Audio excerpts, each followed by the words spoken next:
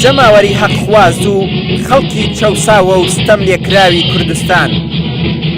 لە ماوەی 40 ساڵ دەسەڵاتداری ڕژیمی کۆنەپەرستی کۆماری ئیسلامی جگە لە بارودۆخی فەلاکەتباری ئابووری و بێکاری و گرانی لە سێدارەدان و کوشت و کوشتاری خەڵکی ئازادی خوازی ئێران بە تایبەتی لە کوردستان تاڵان و تاراجکردنی سەروەت و سامانی ئێران و تەخشان و پەخشانکردنی ئەو سەروەتە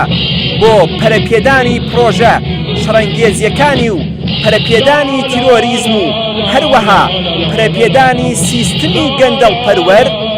بۆ دزینی سەروەتی خەڵک لەلایەن دەسەڵاتدارانی ئەو سیستمەوە چ دەستکەوتێکی دیکەی بۆ ئێمەی خەڵکی کوردستان بووە؟ خەڵکی ئازادی خوازی کوردستان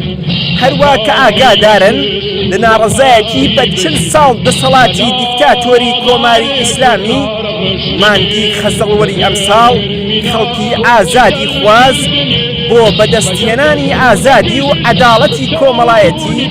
هاتنە سەر شقامەکان و خوازیاری نەمانی دەسەڵاتی گەندەڵپەروەر و کۆنەپەرستی کۆماری ئیسلامی بوون کە بەداخەوە بە پێی دوایین ئامارەکان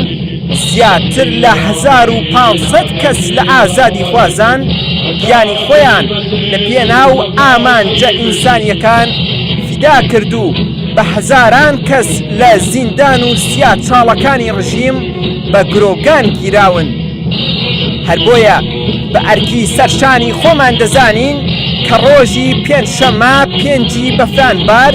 بە نیشانەی ڕێزلێنان و وەفاداری سەردانی بنەماڵەی قوربانیەکان بریندارەکان و بەندکراوانی ئەم دواییانە بکەین و